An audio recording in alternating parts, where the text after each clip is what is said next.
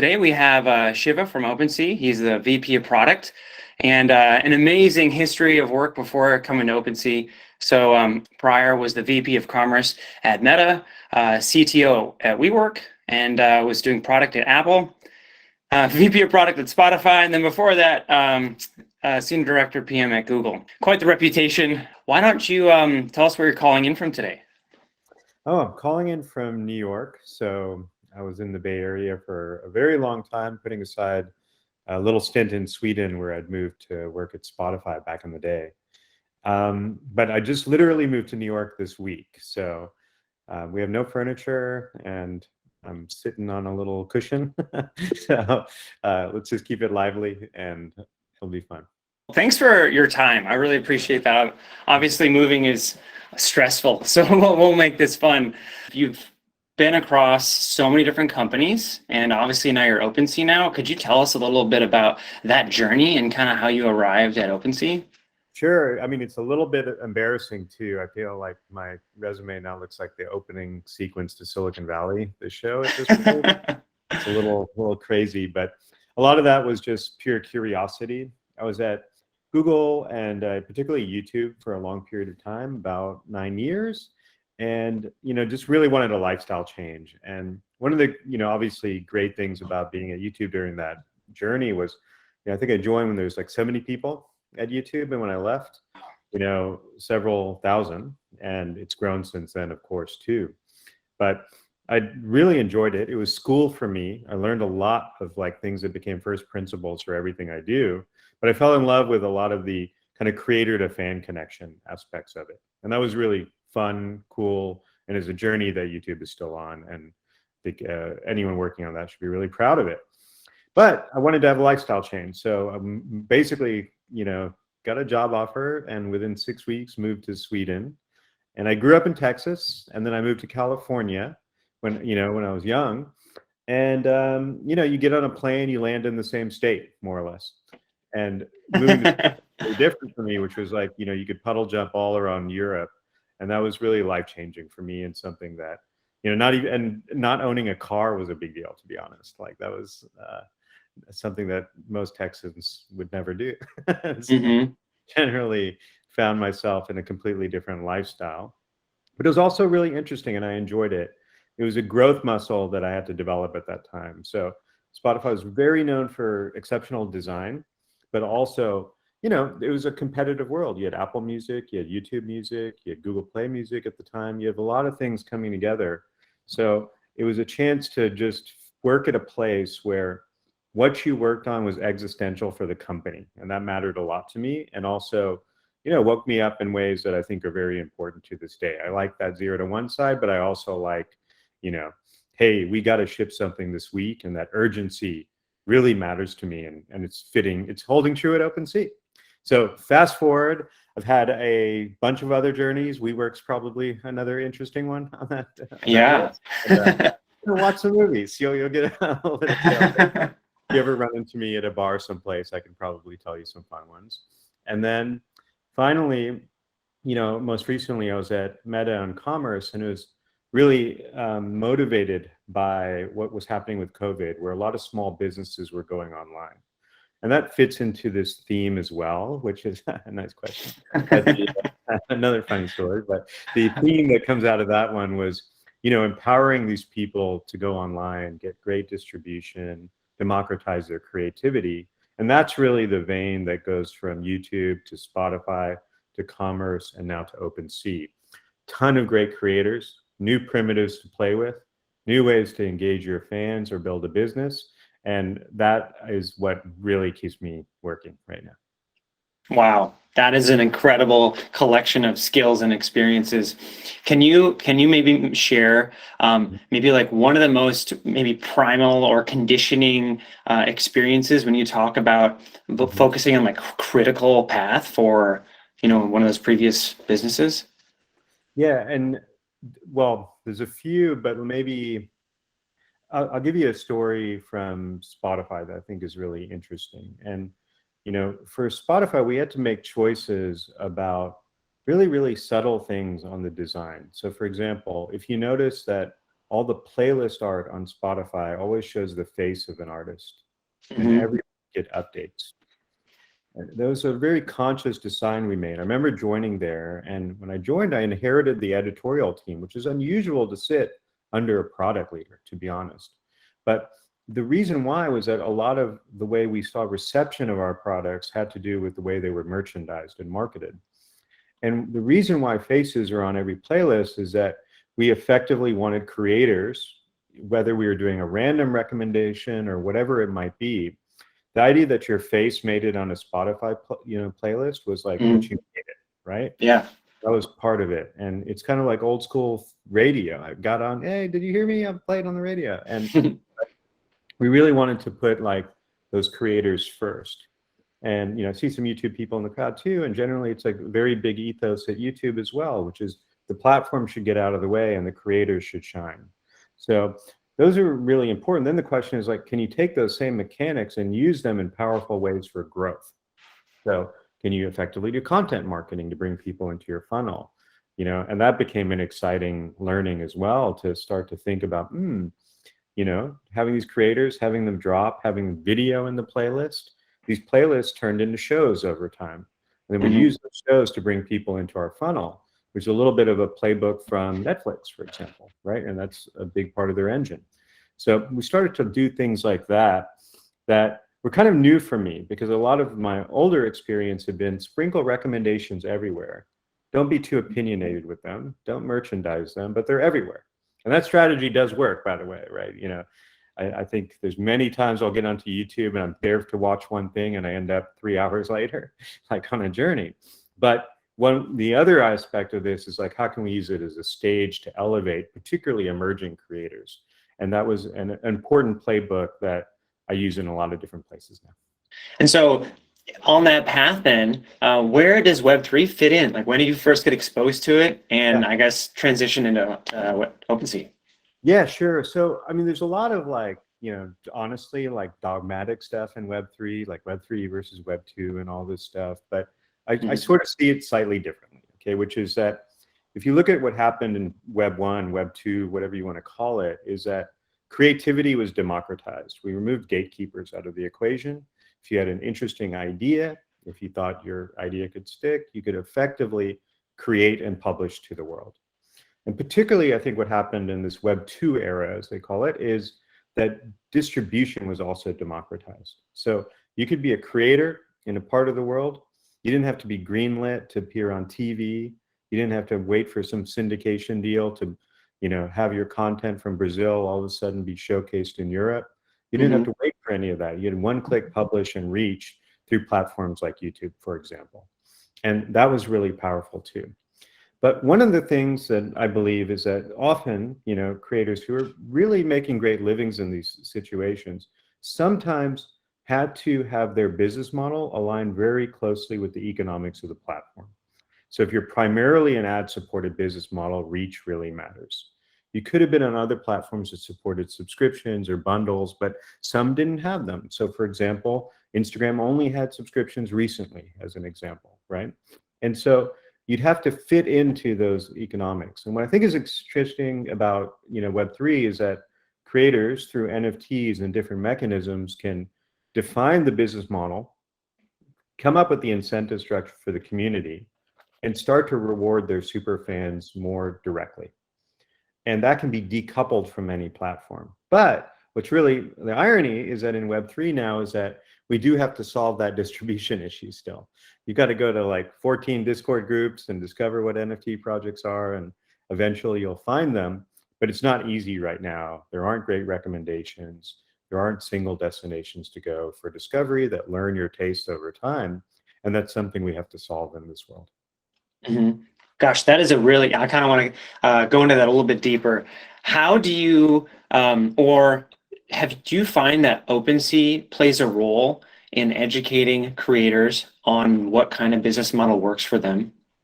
I would hope we could. I think right now what we're basically seeing is learning. And there's so many different experiments. Like I really am like, it's sometimes hard to go to sleep at night, because if you go into the data and you look at what's happening on the platform, it really does remind me of all these early creative platforms, which is those first few years, you are just shocked at what you're seeing. You're like, wow, is this real? Are we doing something here or we're not? So I'd say we're still in the understand or learning stage of this, which is trying to see what sticks. Do they actually take off? Are there playbooks that are going to come out of this? But we are starting to learn some basic things, right? You can, I'll give you a good example of this is that, let's say you're creating a profile picture collection, a PFP collection. Sometimes some level of, like some people have created very small size ones, and sometimes they don't work really well. And the reason why is that they're not big enough to collab with another project, and therefore they have trouble creating compounding value for the holders of that PFP. So maybe these types of projects, some minimum size really matters. It's not a unique piece of art, but it's a unique community. Now, it can't be too big, otherwise it loses its, kind of like exclusive appeal. So you've got to find that balance in there. But there's people who've done very small population projects that just basically fall apart very, very quickly. And so that's an area that I think is really interesting to explore in that style of project. You've got other ones that might be memberships that get to a certain scale and you get access. But what you're probably looking at is more of what's the annual revenue coming back into that community. You want to target a certain amount based on the benefits you want to offer people. So there's people right now who are starting communities, and that community is like buying restaurants that people could go to and things like that. Well, that depends on a certain level of cash flow coming in from that community. So there's the economic, kind of the economic analysis of this might matter a little bit more. So what we're trying to do is look at different use cases, but there's not one size fits all. There's a range of different things. And we're really early on, but studying that is really fun, and it's like a user researcher's dream right now. Like the amount of experiences you can have out there are endless. And I think our methodologies need to adapt to this world because it's very different. There's a lot of anonymity. People don't want to be talked to necessarily, and they're not just going to answer your emails. So it ends up being a little bit tricky to get some of that qualitative insight. Which use case is the primary target for OpenSea now? Well, right now we are a second marketplace across any NFT. So those NFTs have a use case. We tend to see them published on the platform today. But I think maybe another way to put it is, which ones do we think we have to more effectively tell the story behind the project? And in other words, if it's a gaming oriented thing, we should probably have a video embed of gameplay there. So you know what is maybe the minting. We should be a platform so you can do, mint to effectively play to mint types of mechanics so you can unlock access to a project. We have to think about like what is our lightweight verticalization there. But right now, as you can imagine, a lot of these things are PFP projects, which you then have membership in this community, and you might have social expression about being around that and get access to benefits. And I think we're seeing a lot of these community-driven oriented projects that are really taking off right now. So paying attention to that. But there are other things too, like digital real estate, right? Or, the NFT companion to the physical good that you might purchase. So there's a lot of things out there that I would say our merchandising covers in a very flat way, but could be a little bit more vertical or deep. And that's the thing we're starting to look at now. And so when thinking about how like the industry is evolving and changing, and obviously you want to adapt and build these on-ramps, remove friction, what do you see as the highest priority on-ramps to unlock the next wave of consumers or creators? Well, one, as I think probably a lot of you can relate to, is that Web3 is plagued by bad design right now. There's latency, there's like polish, there's handoffs between, effectively the web presence and your mobile wallet or a wallet and a plugin. And a lot of times there can be timeouts and bad errors. It's like you can basically go between two worlds that don't talk to each other. I think one important thing is starting to have, collectively start to solve these problems through partnership and understanding what experiences matter and solving them together in a joint roadmap. That's really important. Right now, I've been in many states, right, even as like a semi-expert at this point, where I'll connect my wallet, it will just, I don't know what happened, it times out. I don't even know, I think I signed, I think I bought it, I'm not too sure. That error message doesn't synchronize back with the marketplace that you're on, and it can be very confusing as to what happened. So I think there's one aspect of this is like, can we just fix these experiences, right, and work together to do that? That's one. Related to that, I think we have to start to think about, what is the casual user experience for onboarding? What type of wallet do they want? Do they just want to be able to, sign in with Google and have access to something? Should Android be their wallet, right? Like, what are the ways we should start to think about this in a way that, ownership and custodial aspects of this are not something that you need to go to school to understand, right? Like, and that's the problem. And we have a lot of safe devices or systems that we trust and can be protected in ways. Maybe that's a good way to onboard people into the system. But we have to figure that out. It's not that you'd want it to be permanent. You might graduate out to a self-custodial wallet later. But is that better for some mainstream people, for the next million people to come in? Those might be important things to solve.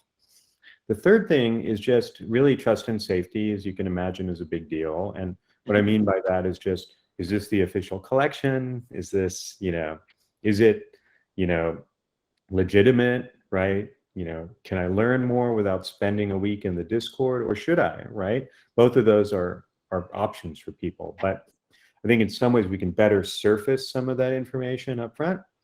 We can make sure that we get rid of, the copy mints and things like that that are spoofs and confuse people. But we can also do better in terms of saying like, hey, here are the primitives or details that matter about a community that you're buying into. Here's how you can learn more about them. But here's some successful ones, and here's what you should look for to see if something is successful. So there is some education we can even do in the marketplace to teach people about whether it's right for them. And then finally, it's just, once we, I think we'd all be excited about a knowledge graph for NFTs to emerge so that we can better understand these projects on all their dimensions. And if I have a really interest in something, I should be able to find a set of NFTs that match my interests and my affordability. And that is classic commerce, but it needs to come to this space as well. Is that something you're working on? The knowledge graph? Well, I think, to be honest, it's really interesting because the data is everywhere. So, and it's all in the blockchain. So the truth is there's hundreds of people working on this problem right now.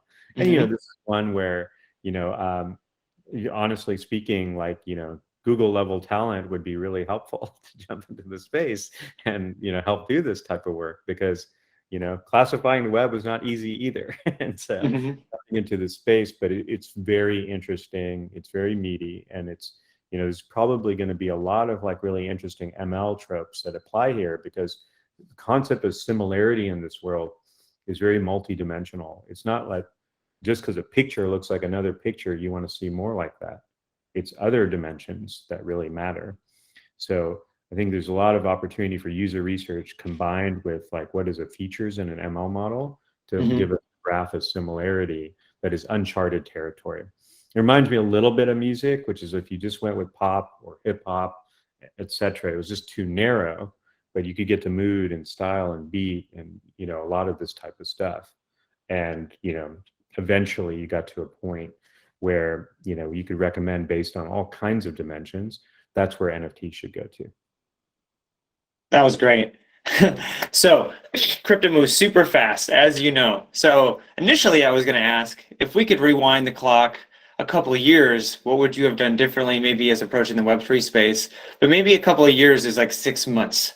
So if you could have changed your approach, because I think that list of 5 items are so critical.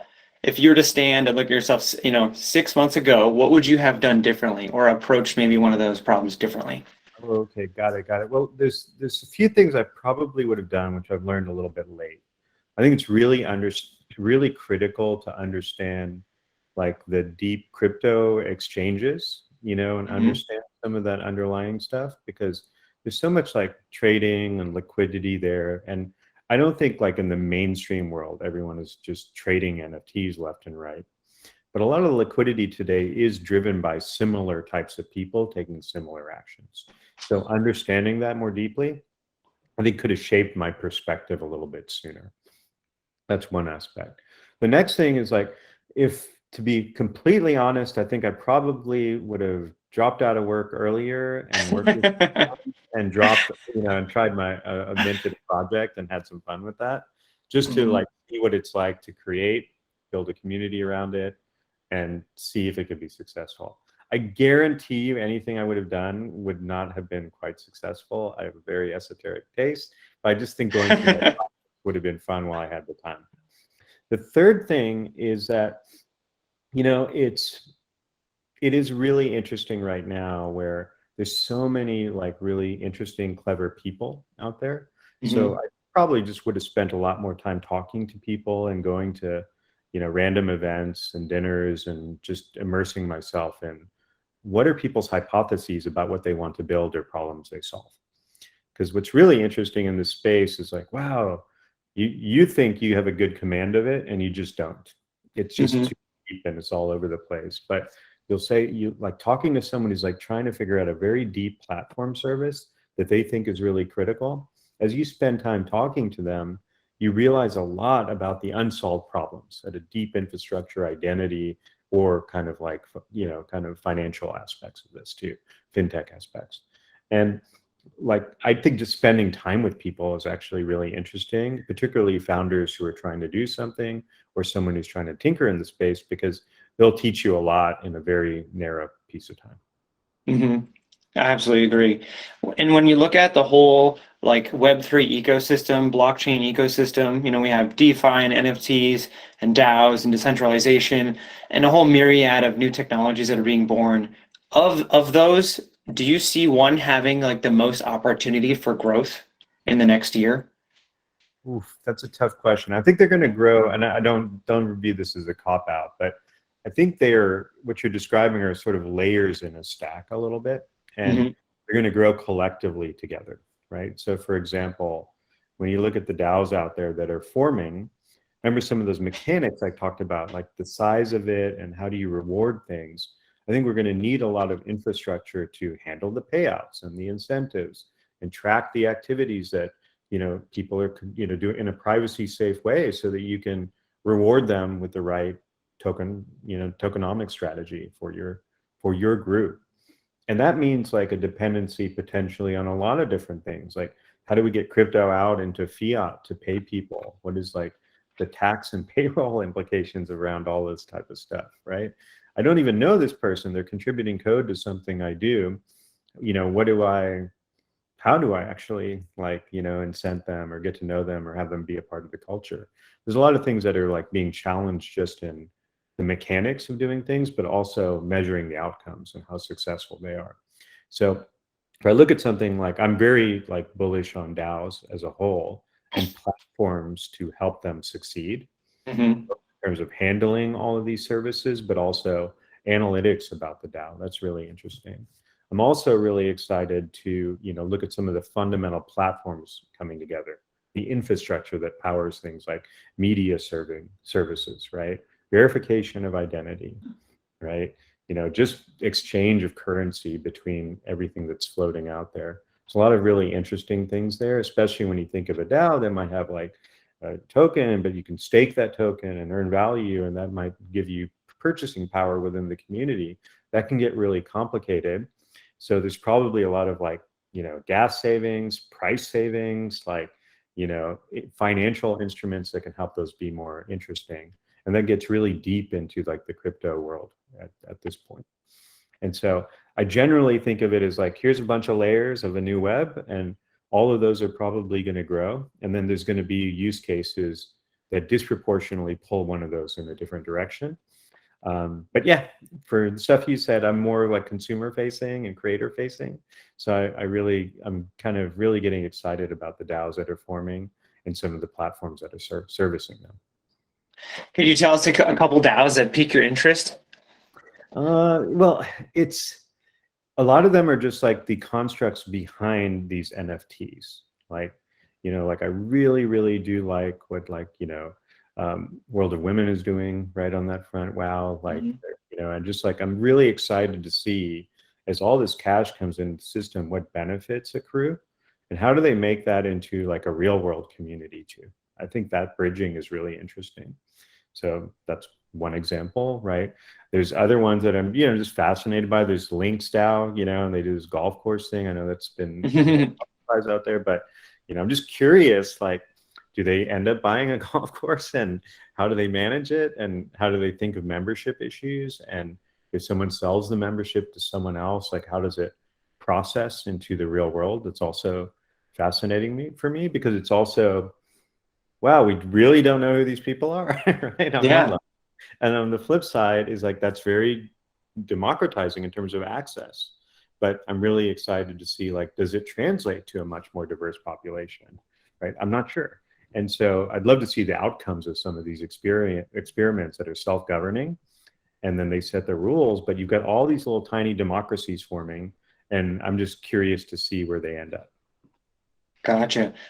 That's a great segue into kind of the topic of access and like custodianship.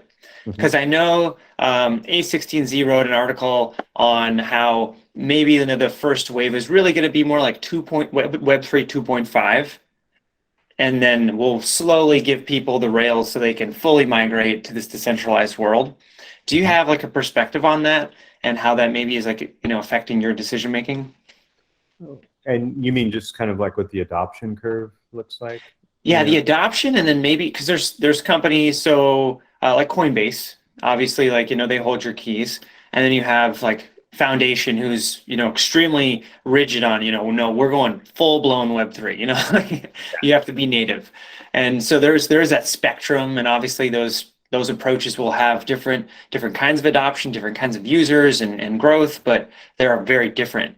And then I guess what's your kind of thought behind that? Oh yeah, I think they're, all of these users and user sophistication all exist at the same time. And so I do think we should have a diversity of, on-ramps, right, to get people into different places. The thing that I think I'm still wondering is, like, is it like a path, right? Or are we going to have breakthrough use cases for certain populations? Mm-hmm. So, and that's really what, so I'll give you an example, which is, I do think like the creator to fan aspect of it is potentially could go more mainstream faster, right? Like if you love a sports player, right, or a particular artist, maybe your first NFT that you ever buy is, one that gives you special access to that, like early access tickets or exclusive merchandise. So if that is like too cumbersome to get through or confusing, and you're very dogmatic about like what wallet and payment type you need to use to make that happen, it's probably not going to be maximizing for the artist. So, right. So that's why a lot of artists are really interested. Hey, I just want to be in a place that accepts credit card payments too, because I don't want to just go after the overlap of my fans who are also into crypto. So that use case probably benefits from like easier wallets and fiat payments and things like that. So that's one way to look at it. And then there might be other places which is like, look, this is really important. It's very high value. We don't want to risk like, completely secure, right? You've got to be up to speed on this, self-custodial kind of environment. And you need to understand all of that to be a healthy participant in our community. So they might take a slightly different approach as well, right? So what I'd say is that this is a spectrum, and we should start to experiment with less about like a view of we're here and we need to go here at a platform level. I would rather look at it use case by use case. Gaming, creators going to mainstream fans, right? Heavy collectible communities, right? Particularly, interest-based DAOs that you might want to contribute to and earn out of, right? All of those could have different use cases and probably with different levels of sophistication based on that user. And then are you finding a stronger sentiment from the mainstream customers in OpenSea? Like, are they kind of asking for more tooling that unlocks different types of access or support maybe? I think there's still a lot of the mainstream folks who are landing on OpenSea still really don't know right? What this is about. So we're launching a bunch of educational content and things like that to just help people learn. I'm really excited about like, what do NFT starter kits look like, right? Mhm. And to help people understand this without taking a lot of financial risk. So those are the kinds of like tactics I'd like to explore moving forward. But overall, I'd say like there's a lot of news and hype about NFTs. So when you step back on that front, a lot of people are coming into the funnel, so to speak, to learn more. And it can be very hard to learn in this space unless you've got a friend in it. So most people who've done this they have a friend that have a buddy with on this journey, and that really Mhm. matters. And if you don't have one, it can be very intimidating. I mean, Mhm. esoteric language that starts to happen, and and all the kind of fears that people are worried about. And then there's no given day where you're not worried about like spam or a hack. So we just have to do much better as an ecosystem to onboarding new people, but also doing it in a way where they feel maybe step by step is better, right, than jump all the way in unless you're fully ready. But you've got people who might be excited about this who still might be struggling with two-factor, right, off. And these are things that we need to just be better at, broadly across technology, I think. Absolutely. So I guess that being said, we have a lot of, UXers in the audience here. What would be your advice for someone who's like, kind of crypto curious and they Mhm. want to get involved in some capacity? Maybe they want to contribute to a project or like learn a bit more about a topic. Do you have any recommendations for like, these are the surfaces or maybe some tools to get somebody started? Well, the nice thing is, well, to start with, is like what's really beautiful about this population, designers, et cetera, is that you are very creative, and this world is basically built for you. So in one way, it's like participate in a project, right? Take something you've been sketching or thinking about, right? Mint it, see what it Mhm. looks like, just go through the process. I think what's really interesting is that you can be a creator and a consumer in this space. And it's very easy just to go through the flow and see what it's like. You'll quickly see how bumpy it is. You'll quickly see, some of the issues you need to learn. But it's a fantastic thing to do over a weekend and come out of it with like fresh eyes about, whoa, this is cool, or I found some things that are interesting, etc. So one is like going through the process, I think is fun. Second fun part of this is find some projects based on your interests, and go observe just to begin with. Mhm. What are they talking about, right? What are the mechanics they are? What's really, really amazing about this community is that I've yet to see like, an NFT community that's not welcoming, where people won't go out of their way at any hour of the day to teach you and welcome people in the community and answer any question, however trivial it can be. Like noobs are completely welcome in this ethos, and Mhm. everyone effectively is learning all the time. So that's another way to really quickly get up to speed and make some new friends, right? And so that's also fun. I think the third thing is that, if you've had like a creative passion or, a problem you think you can solve, there's plenty of these communities who are just looking for someone to help them, solve an interesting design challenge. So, and, some mocks or some different approaches or new eyes on something that can make it simpler and easier, a lot of people would welcome that. Now, I'm not necessarily saying go do that for free tomorrow for everyone, but what I'm trying to say is more that I think there's probably ways to, contribute, and then as you're learning and, see what it's like to be a part of one of these communities. And ideally you do that with something you're interested in, right? Because that way the domain also, makes us feel fun and is, part of your own life. That's great. I have one more question, and then we'll jump into the Dory. And I see we have a question in the chat there. What's your perspective on the future of work with DAOs? Because Mm. I come across so many projects that are trying to decentralize, the working process, really taking a whole new perspective on what a corporation is. And if it's just a mixture of different kinds of work that are just living underneath this, registered entity, as Yeah. it were. Yeah, how do you see that changing? Excuse me. I think one of the key things for me is that you have a lot of people with really deep skills who are really excited about contributing to many different projects versus having a single employer. Now, but let's think about what you historically have sacrificed when you've done that. Hmm. You don't have equity in the company, perhaps, right? You don't have like a real ownership stake. You're treated as like a contractor, et cetera. So I think one thing that's really interesting in this world is happening. Like, let's just imagine certain projects of freelancing in the future, where maybe there's a group of freelancers, they're all part of a DAO. They are effectively offering, maybe they're just doing research work for other people. And so they do researches on tasks, right? They get assigned a Hmm. task, they do some research, they come back with a conclusion, share it with someone. Hmm. Every time they do that, not only do they get paid, but they get like, a token stake in that community with voting rights. And they do that in a variety of different ways. So they might do that for one entity, but maybe they're doing that for multiple entities. And what becomes interesting is now you've got these populations of people who are co-owners, right, but also service providers. And they're not doing it full time as their job with a 1 year cliff or commitment. They're doing Hmm. it on a task basis. So that's really interesting for me, right? Because like, imagine the quality of work that goes up because you're an owner in this thing now as a service provider. Imagine now your ability maybe to learn some skills over here, contributing your value, but maybe you're an expert in one thing that is really paying your bills, but now you've got time to try a few other things for people who might need it more. So I think there's something really interesting about that fluidity, and Hmm. it sort of matches like a lot of people being remote, maybe in different countries and different markets. But now, it's not about like whether my company operates there. I just need you to do a task and you can earn some tokens, and those tokens can be a global currency.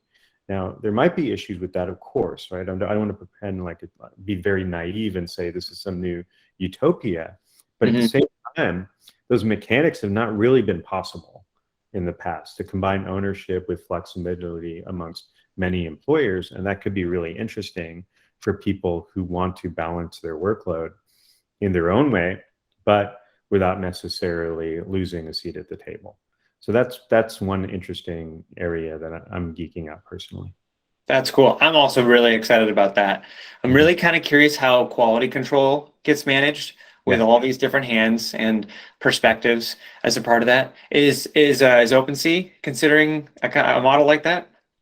Well, right now I'd say we have a lot of like remote, first folks, right? There's people who live in different countries and they contribute to us. And there's no different from Google really at Hmm. that, right? It's like what processes do you need, right?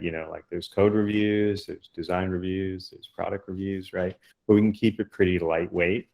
But I do think it is still the mechanics we're figuring out. There are very like completely remote first companies where no one has met each other, and they don't Hmm. even like know each other's names, and they kind of, maybe they'll never meet in person.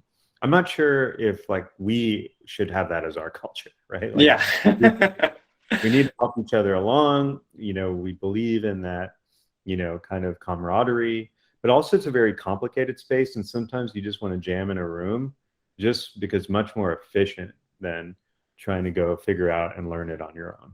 And so that is probably not where we're going to go. But Hmm. we want to experiment with teams that are, co-located together as well as teams that are remote first, and try different things based on the task at hand. If it's very design heavy, I'm a big believer that you should get together for kickoffs and periodic reviews and really be able to critique each other's work. And in order to create, I'm a big fan of like, design crits that are, knives out, hug it out. Like, basically it's really important that you all make each other stronger in a safe spot.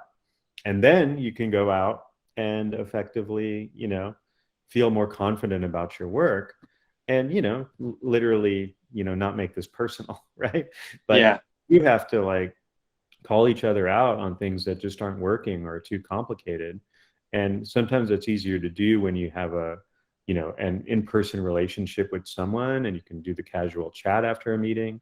And if those things aren't there, sometimes it can be really tense. So those are some cultural things that I believe in. I love that. I know we're at time, so I want to do a time check with you, Shiva. How are we doing? Do you got to bounce? I do need to bounce. It was a real pleasure, and great questions, and good luck to you all.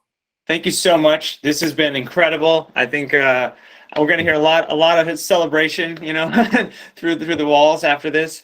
Hopefully we can have you back another time. Of course. Take care. See ya. Awesome. Bye. Thank you. Thanks, everybody.